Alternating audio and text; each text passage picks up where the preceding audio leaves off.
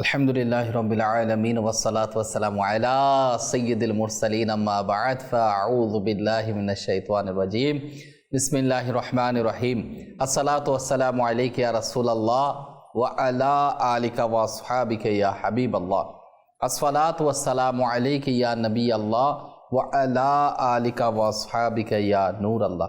প্রিয় ইসলামী ভাইরা, মাদানী চ্যানেলের দর্শক শ্রোতা, আপনাদেরকে আরও একবার স্বাগত জানাচ্ছি।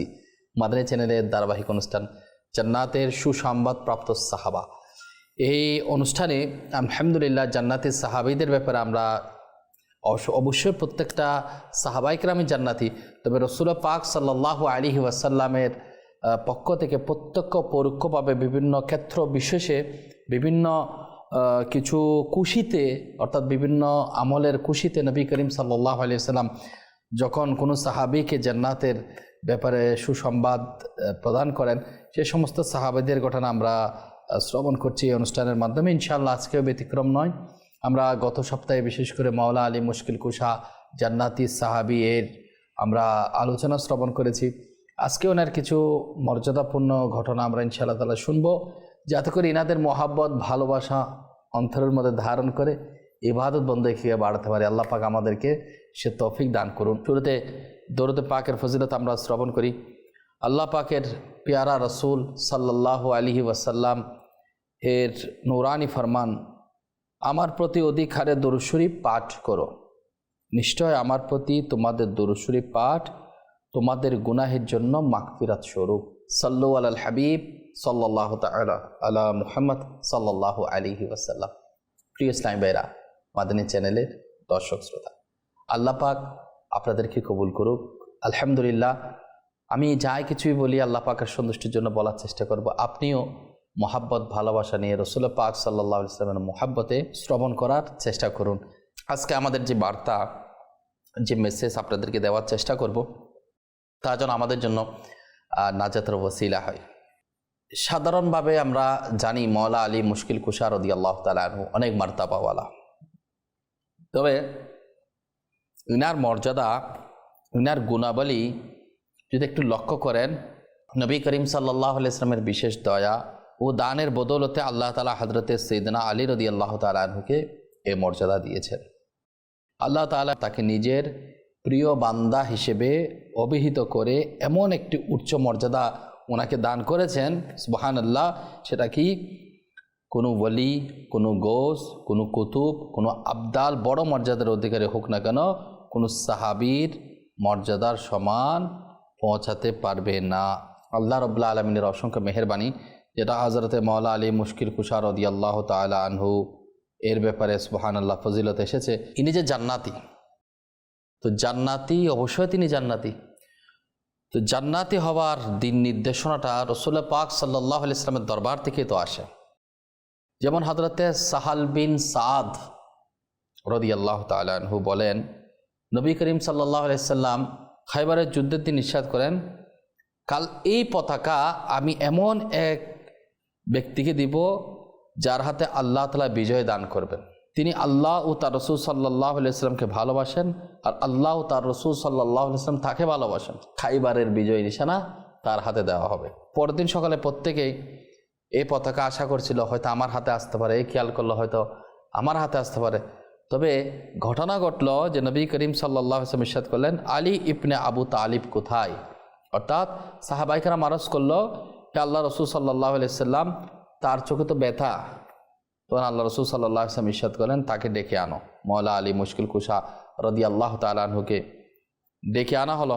তখন আল্লাহ পাকের রাসূল সাল্লাল্লাহু আলাইহি ওয়াসাল্লাম মাওলা আলী মুশকিল কুশা রাদিয়াল্লাহু তাআলা আনহু এর চোখের উপর তুতু মুবারক লাগিয়ে দিলেন এবং দোয়া করলেন।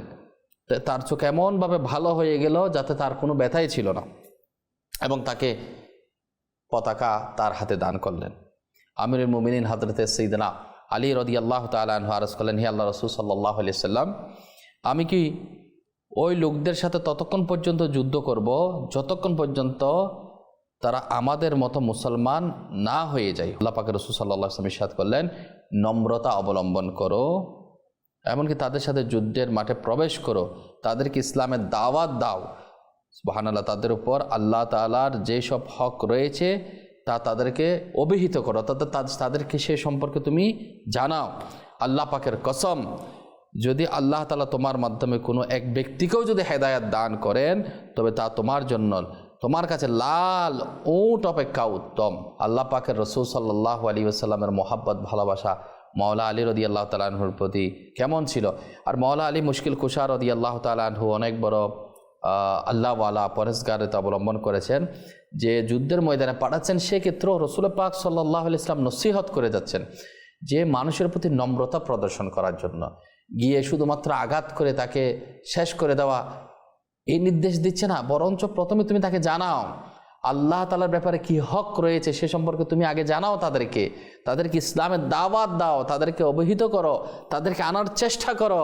এটাই হচ্ছে দ্বীন ইসলামের শিক্ষা। যে বলা হচ্ছে খায়বার যুদ্ধে এক ইহুদি আলী রাদিয়াল্লাহু তাআলা আনহুর উপর আক্রমণ করলো, এর মধ্যে তিনি ঢাল পড়ে গেল, তখন তার সামনে গিয়ে দুর্গের দরজা পর্যন্ত পৌঁছে গেলেন।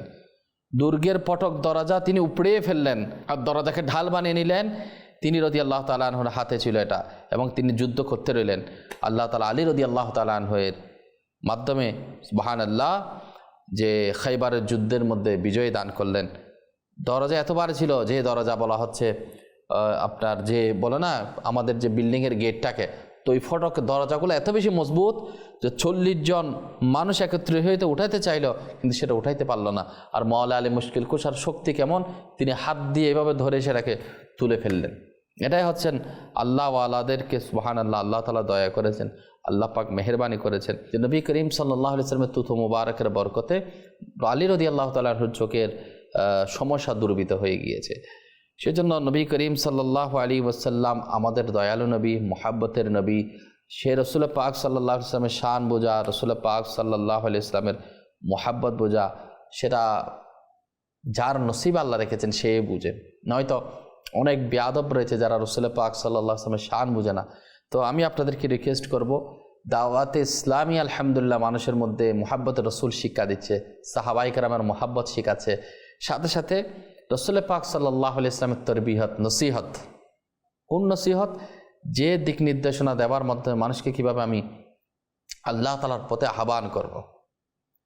আলী রাদিয়াল্লাহু তাআলা অনেক বড় বীর বাহাদুর ছিলেন, ওই জায়গার থেকে এর মধ্যেও কিভাবে তরবিয়ত করে যাচ্ছেন মানুষকে, কিভাবে আল্লাহ পাকের দিকে আহ্বান করবে। আল্লাহ পাক আমাদেরকে বোঝার সে তৌফিক দান করুন। মাওলা আলী রাদিয়াল্লাহু তাআলা আনহুর ব্যাপারে আমাদের রাসূল সাল্লাল্লাহু আলাইহি ওয়াসাল্লাম ইরশাদ ফরমান, তুমি আমার থেকে, আমি তোমার থেকে। তুমি আমার থেকে, এটা তো বুঝে আসে, আর আমি তোমার থেকে, এটা কিভাবে? তো এটা নবী করিম সাল্লাল্লাহু আলাইহি ওয়াসাল্লাম জবান মুবারকে যখন বের করেছে, সুবহানাল্লাহ, সে কথাটা সত্য হয়েছে, সে কথাটা আমাদের সবাইকে মেনে নিতে হবে।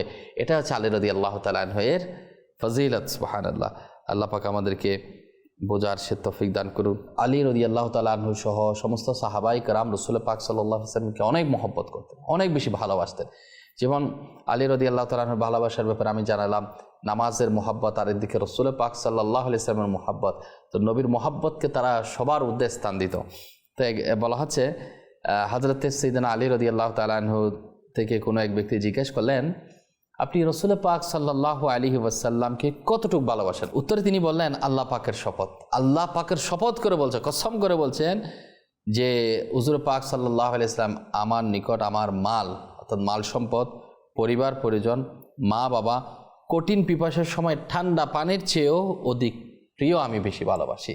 কারণ যদি কেউ তৃষ্ণার্ত অবস্থায় ছটফট করছে, তার জন্য ঠান্ডা পানিও তার জন্য কত নিয়ামত। এর চেয়ে তো তিনি, অর্থাৎ নিজের জানের চাইতে বেশি, নিজের জান যখন ছটফট করে তৃষ্ণার্ত অবস্থায়, সে তো চাইবে নিজের জান বাঁচানোর জন্য, নিজের ঠান্ডা পানীয় চাইতেও বেশি মোহাব্বত রাসূল পাক সাল্লাল্লাহু আলাইহি ওয়াসাল্লামকে করেছেন। হযরতে সাইয়েদনা আবু সালেহ রাদিয়াল্লাহু তাআলা আনহু থেকে বর্ণিত, একবার হযরতে সাইয়েদনা আমিরে মুআবিয়া রাদিয়াল্লাহু তাআলা আনহু হযরতে সাইয়েদনা দিরার রাদিয়াল্লাহু তাআলা আনহুকে বললেন, আমার নিকট হযরতে সাইয়েদনা আলী রাদিয়াল্লাহু তাআলা আনহুর গুণাবলী বর্ণনা করুন, ইনার কিছু গুণ বর্ণনা করুন। হযরতে সাইয়েদনা দিরার রাদিয়াল্লাহু তাআলা আনহু আরজ করলেন, আমিরুল মুমিনিন হযরতে সাইয়েদনা আলী মুরতদা রাদিয়াল্লাহু তাআলা আনহুর জ্ঞান মারফতের অবস্থার পরিমাণ করা তো দূরের কথা, কল্পনাও করা যাবে না ইনার কেমন জ্ঞান। তো এই বিষয়ে আমি অবশ্যই আপনাদেরকে ইনার জ্ঞান সম্পর্কে আগের এপিসোডে আপনাদেরকে শুনিয়েছি। তো তিনি রাদিয়াল্লাহু তাআলা আনহু আল্লাহর ব্যাপারে এবং তার দ্বীনের সংরক্ষণের ব্যাপারে খুব দৃঢ় মনোবল রাখেন কে? আলী রাদিয়াল্লাহু তাআলা আনহু। এবং অতি ন্যায়পরায়ণতার সাথে কাজ আদায় করতেন। তিনি রাদিয়াল্লাহু তাআলা আনহু জ্ঞান বিজ্ঞানের ভান্ডার ছিলেন। সুবহানাল্লাহ। ওনার কথাবার্তা হিকমত পরিপূর্ণ ছিল। দুনিয়ার চাকচিক্য খুব ভয় করতেন। আমরা তো দুনিয়ার চাকচিক্য পারলে আমরা ছুটে যাই, আর তিনি দুনিয়ার চাকচিক্যকে ভয় করতেন। এখান থেকে আমাদের নসিহত, আমাদের সবক নেওয়ার অনেক কিছু রয়েছে, শিক্ষণীয় অনেক বিষয় রয়েছে। রাতের অন্ধকারে আল্লাহ তাআলার ইবাদতে রত থাকেন। আল্লাহর কসম, তিনি রাদিয়াল্লাহু তাআলা আনহু অতি মাত্রায় ক্রন্দনকারী, বেশি পরিমাণে কান্না করতেন, গম্ভীর এবং খুবই চিন্তিত থাকতেন, নিজের নফসের হিসাব নিতেন, মোটা পোশাক পরিধান করতেন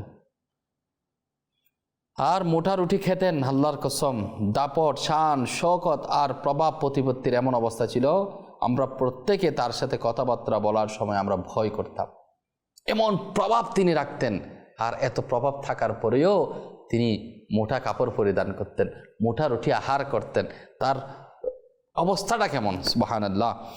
অথচ আমরা যখন উপস্থিত হতাম তখন সাক্ষাতের ক্ষেত্রে তিনি আগে আসতেন, আর আমরা যখন প্রশ্ন করতাম তখন উত্তর বলে দিতেন এবং আমাদের দাওয়াত কবুল করে নিতেন। যখন হাসতেন তখন দাঁতগুলোকে এমন মনে হতো যেন মতির মালা। তিনি পরেশগার মুত্তাকি লোকদের সম্মান করতেন, অসহায় মিসকিনদের ভালোবাসতেন। কোনো শক্তিশালী অর্থাৎ পাওয়ারফুল অথবা সম্পদশালী ব্যক্তি, যারা বর্তমানে প্রভাব প্রতিপত্তি রাখে, এরকম ব্যক্তিকে তার অযথা কামনায় বর্ষা দিতেন না। এরপর কোনো দুর্বল অসহায় ব্যক্তি তার ন্যায় বিচার থেকে নিরাশ হতেন না। অসহায়রা জানতো এখানে অবশ্যই ন্যায় বিচার মিলবে। আল্লাহ পাকের শপথ, আমি দেখেছি যখন রাত আসতো তখন তিনি রাদিয়াল্লাহু তাআলা আনহু নিজের ধাড়ি ধরে অজুর নয়নে কান্নাকাটি করতেন, এমনভাবে কাতরাতেন তিনি যেন তিনি আঘাতপ্রাপ্ত হয়েছে। নিজের দাড়ি মুবারক ধরে কান্না করতেন অজুর নয়নে। এই যে মাওলা আলী মুশকিল কুশা, তিনি জান্নাতের সাহাবী, সুবহানাল্লাহ, এটা সন্দেহ নাই। আর ইনাল আমল আখলাকগুলো কেমন দেখুন। আমরা এখন ন্যায় বিচার মানুষ কোথায় করে? যে প্রভাব প্রতিপত্তি আছে তার পক্ষেই কথা বলে। যতগুলো বিচার হচ্ছে দেখবেন দুর্বল, অসহায়, নিঃস্ব মানুষের বিপক্ষে যাচ্ছে। সঠিক বিচার সাধারণ মানুষ পাচ্ছে না। কিংবা যারা প্রভাব প্রতিপত্তি রাখে তাদেরকে, তাদের কামনা বাসনাকে আরো উজ্জীবিত করার জন্য তাদেরকে বারবার বাহবা দিতে দিতে মানুষের দিন কাটাচ্ছে। কিন্তু মাওলা আলী মুশকিল কুশা, অসহায়রা আশা রাখতো যে এখানে গেলে আমি সঠিক বিচারটা পাবো।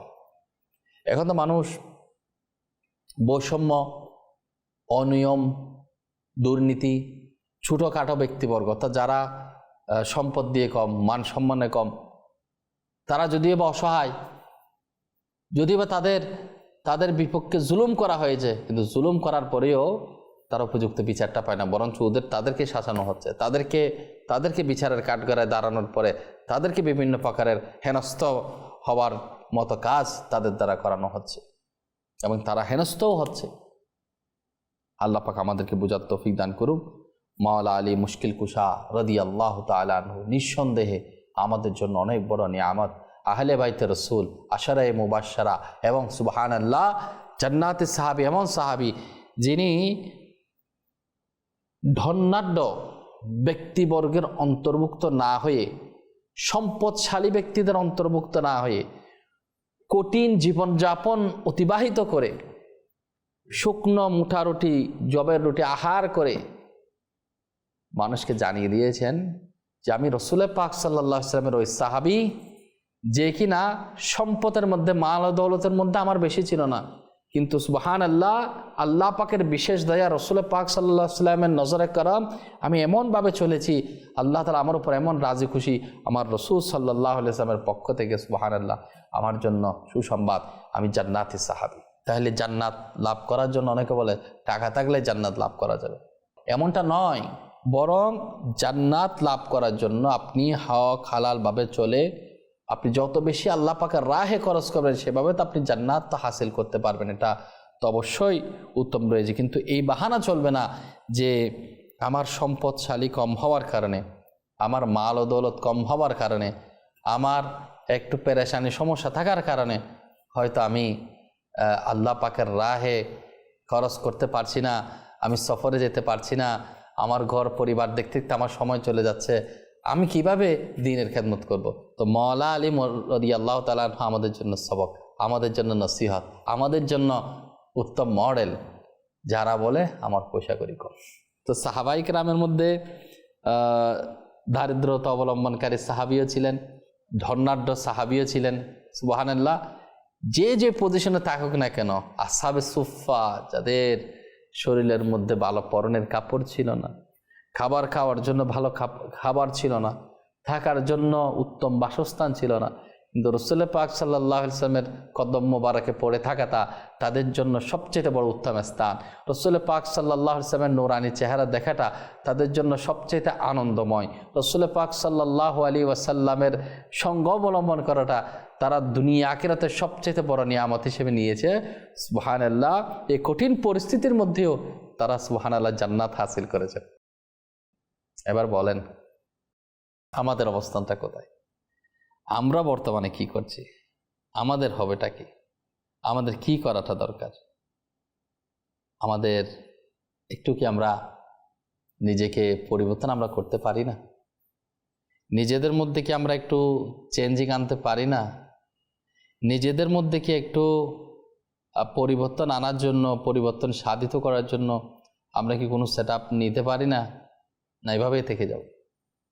হে প্রিয় ইসলামী ভাইরা, মাদানী চ্যানেলের দর্শক শ্রোতা, আমি আপনাকেই বলছি, আসুন আমরা সাহাবায়ে কেরাম আলাইহিম রিদওয়ানগণের জীবনী থেকে আমাদের বাস্তব জীবনকে আমরা একটু মিলাই, একটু হিসাব নিকাশ করি, নিজেদেরকে একটু চেঞ্জিং করার জন্য সর্বোচ্চটুকু চেষ্টা আমরা করি। তো হযরতে মাওলা আলী রাদিয়াল্লাহু তাআলা আনহু, যিনি জান্নাতের সাহাবী, ইনার ব্যাপারে শুনছিলাম, ইনার বাস্তব জীবনের মধ্যে ইনার অবস্থানটা, অর্থাৎ তিনি কেমন প্রকৃতির আল্লাহওয়ালা ছিলেন। যিনি বর্ণনা করতেছেন ওনার ব্যাপারে, তিনি বলেন, আমি মাওলা আলী রাদিয়াল্লাহু তাআলা আনহুকে এটা বলতে শুনেছি যে, দুনিয়াকে সম্বোধন করে বলছে, ওহে দুনিয়া, তুমি কি আমার থেকে মুখ ফিরিয়ে নিয়েছ, নাকি এখনো আমাকে কামনা করো? হে দুঃখাবাজ দুনিয়া, তুই আমার থেকে দূরে সরে যা, তুই অন্য কাউকে গিয়ে ধোঁকা দে, আমি তোকে 3 তালাক দিয়ে দিয়েছি, এখানে আর ফিরে আসার সম্ভাবনা নেই। তোর বয়স খুবই কম, আর তোর সহায় সম্বল নিয়ামত অতি তুচ্ছ, অতি নগণ্য, তোর ক্ষতিকর দিক খুবই বেশি। হায় আফসোস, আখিরাতের সফর খুবই দীর্ঘ, আর পাতায় অতি অল্প, এবং রাস্তা খুবই বিপদ এবং আঁকা বাঁকা। মাওলা আলী রাদিয়াল্লাহু তাআলা দুনিয়াকে 3 তালাক দিয়েছে, আর আমরা দুনিয়াকে পেতে চাই। দুনিয়া আমার থেকে হাতছাড়া হয়ে যাচ্ছে, আমরা দুনিয়ার পিছে দৌড়াচ্ছি, দুনিয়া আমাদেরকে ধরা দেয় না। দুনিয়াতে যত গ্রেফতার হচ্ছে, মানুষ যেন কিছুই পাচ্ছে না, সে আরো চাচ্ছে, আরো চায়, আরো চায়, আরো চায়। আর মাওলা আলী 3 তালাক দিয়েছে, তুমি আমাকে আর পাওয়ার সম্ভাবনা নাই। তুমি জান্নাতের সাহাবী, উনি না হয়ে হবেটাকে?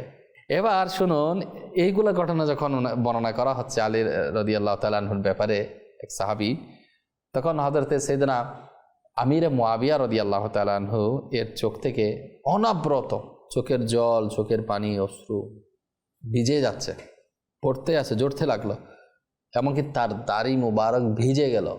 কেমন চোখের পানি এত দাড়িটা ভিজে যায়? আর সেখানে উপস্থিত লোকেরাও এই সব কথা শুনে আলী রাদিয়াল্লাহু তাআলা সবাই কান্নাকাটি শুরু করে দিল, সবার চোখ পানি।